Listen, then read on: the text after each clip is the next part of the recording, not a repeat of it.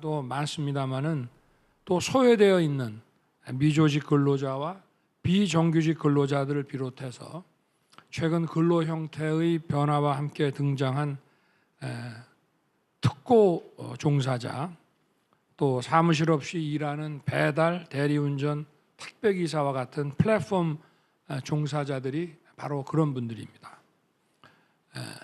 노동개혁을 하는 데 있어서 이런 노동약자들의 현실을 외면한다면 제대로 된 개혁이라고 할 수가 없습니다. 오늘 토론을 통해서 현장에서 효과를 낼 수 있는 좋은 대책들이 많이 나오기 바랍니다. 우선 노동약자들에 대한 지원 체계를 전반적으로 정비할 필요가 있습니다.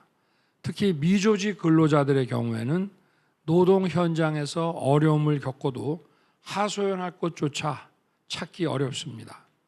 지난 민생토론회 점검회의에서 고용부의 미조직 근로자 지원과 설치를 지시했습니다.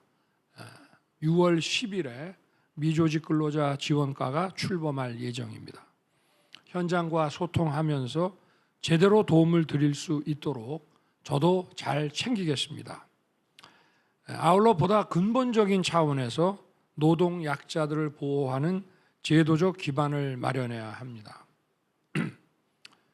정부는 노동약자 지원과 보호를 위한 법률을 제정해서 노동약자를 국가가 더 적극적으로 책임지고 보호하겠습니다. 이 법은 미조직 근로자들이 질병, 상해, 실업을 겪었을 때 경제적으로 도움을 받을 수 있는 공제회 설치를 지원하고 또 노동약자들이 분쟁을 조속히 해결하고 제대로 보호받을 수 있도록 분쟁 조정 협의회 설치를 담고 있습니다. 또 노동약자들을 위한 표준 계약서도 이 법의 틀 안에서 마련될 것입니다. 미조직 근로자 권익보호와 증진을 위한 정부 재정 지원 사업의 법적 근거도 이 법에 담을 것입니다. 이와 함께 노동약자들을 위한 권익 증진 사업을 지속적으로 늘려 나가겠습니다.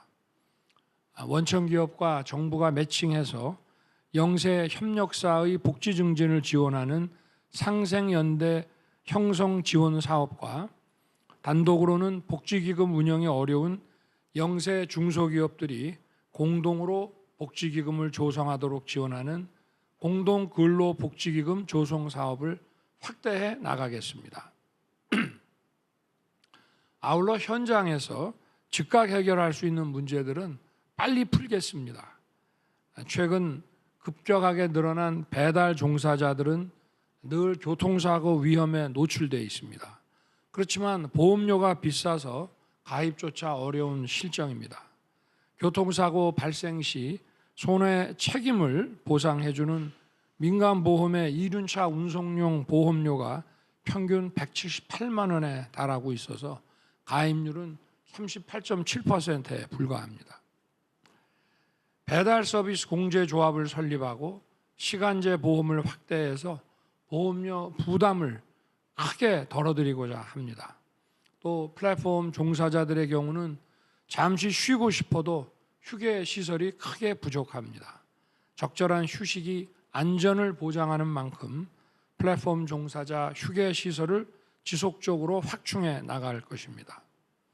또 노동약자들을 더 힘들게 만드는 악성 임금 체불도 정부가 적극 나설 것입니다. 고액 상습 체벌 사업주에 대한 특별 근로 감독을 강화하고 정부 차원의 보호 대책을 더 강화할 것입니다. 제가 이미 여러 차례 말씀을 드렸습니다마는 경제가 성장하면 성장하는 만큼 근로자들의 삶도 나아져야 됩니다. 기업과 근로자가 함께 성장하지 못하는 불균형 성장은 이제 의미가 없고 지속 가능하지도 않습니다. 과거에는 우리가 아무런 자본이 없었기 때문에 이런 원시자본 축적을 위해서 불균형 성장이 일부 용인되기도 했었습니다. 그러나 이제는 기업과 근로자가 함께 균형 있게 성장을 해야 합니다. 올바른 노동 질서를 토대로 기업이 성장해서 양질의 일자리를 더 많이 창출해내고 이를 통해 임금 소득이 증가하는 상생의 선순환을 이루어내야 합니다. 정부 역할은 세제 지원, 규제 개혁 등을 통해서 기업이 커 나갈 수 있도록 지원하면서 또 이러한 정부의 지원이 단순한 수익에 끝나는 것이 아니라 일자리 창출로 이어지고 이러한 기업 성장의 과실이 근로자들에게도 공정하게 공유될 수 있도록 만들어내는 것입니다. 지금은 노동시장도 하루가 다르게 변하고 있습니다. 글로벌 경쟁이 격화되고 경제 산업 구조가 바뀌면서 우리 노동 현실도 많이 달라졌습니다. 이러한 상황에서 우리 노동시장의 이중 구조는 더 이상 방관하기 어렵습니다. 대기업, 중소기업, 정규직, 비정규직 등 근로자의 위치에 따라 급여, 복지는 물론 사회적 지위까지 크게 차이가 나고 있습니다. 이러한 노동시장의 양극화로 인해 목소리조차 내기 어려운 노동 약자들은 더 힘든 상황으로 내몰리고 있습니다.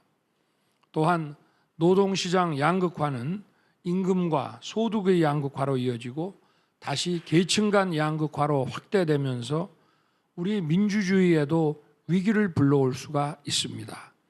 반드시 해결해야 하는 국가적 과제입니다. 정부는 노동개혁의 속도를 더욱 높여서 노동 양극화를 해소하는 동시에 노동 약자들이 소외되지 않도록 적극 챙길 것입니다. 오늘 이 자리에서 다양한 노동 현장에서 묵묵히 일하고 계신 근로자분들께서 많이 오셨습니다. 현장의 어려움과 고충을 허심탄회하게 말씀해 주시면 잘 경청해서 함께 방법을 찾겠습니다. 우리 노동 시장이 확실히 변할 수 있도록 여러분과 함께 계속 노력하겠다는 약속을 드립니다. 감사합니다.